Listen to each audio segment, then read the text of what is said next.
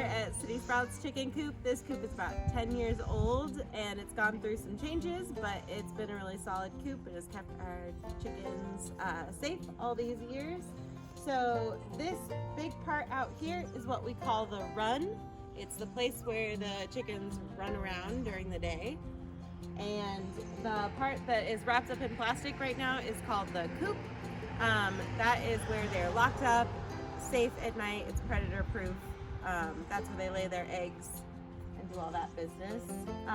We, in the winter time, to keep our chickens warm enough and healthy, we wrap our coop in plastic, and we also have straw bales that go around the whole bottom of the coop. That's all we do for our winter care for the chickens. Okay, so this is our coop. We have a padlock on it.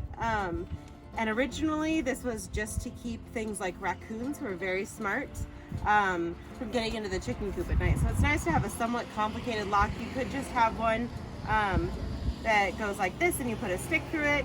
We have a padlock on here because people don't live here at City Sprouts. And we also want to keep curious people out from trying to open up the chicken coop when we're not here. So we do have an actual lock, but that's optional.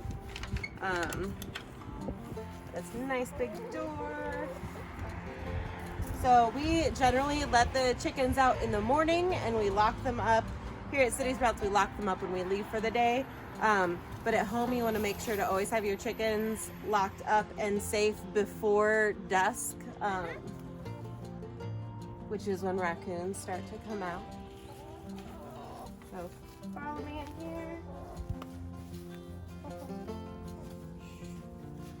So inside this coop, we have their food. We have it up on this log because it helps keep all of these wood shavings out of the food.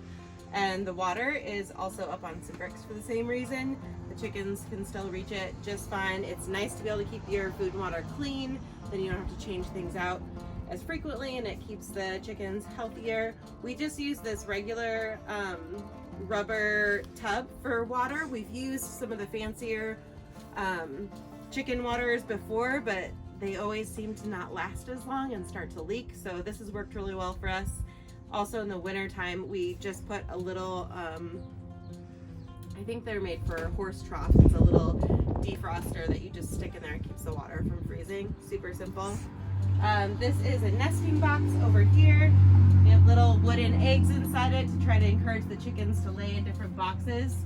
Right now we have 8 chickens. We have 3 nesting boxes. They still mostly lay in one nesting box at a time. They just take turns, but 3 is plenty. These are roosts. So this is on either side. This is where they sleep at night. They all sit pretty close together. Chickens like to get up off the ground to sleep. It would be trees if they were in the wild. This is a little chicken swing here that we had volunteers that made on the internet. Chickens love swinging on swings. I have not ever seen a chicken get on this, and they got kind of freaked out when I put them on there. So I don't know, it might need to be more stable, but it's fun. Chicken swing. There's one outside too. This little hut is actually a composter that someone left for us, but it's been really nice using it as a little extra shelter for the chickens. They lay eggs in there sometimes. Just keeps things a little more exciting. Sometimes they chase each other around and they can go hide in there if they need to. We used the deep litter method in our chicken coop. So this is all of the winter's bedding built up. We will in the next month or so pull all this bedding out and probably put it onto our compost pile to be used for the plants later on, and put some fresh stuff in and start building it up. It really doesn't have a smell in here. Every once in a while you come in and rake in any poop that is built up underneath the roofs, but it's super simple.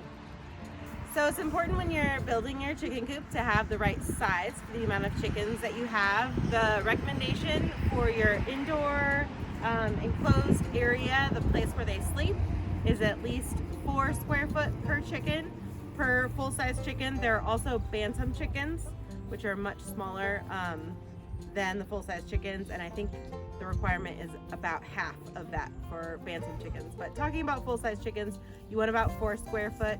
and you want about 10 square foot in the run or their area that they spend their day in. So we have 8 chickens right now. This coop is approved for up to 12 chickens. I like it. I like having about 8 chickens. It's always nicer to have more space for them and not max out your space. You'll have healthier, happier chickens. Okay, so I'm in the chicken run. We have a little mini coop in our chicken run, and this is what we use when we have new chicks that we're going to introduce to the flock. We can't bring them in with the adult hens right away, so we have them in this little coop where they can be near the other chickens and see them, but they are safe while they're still little. We've also used it for broody hens, hens that want to hatch out eggs. So we've given them fertilized eggs and had them hatch the eggs inside this protected coop.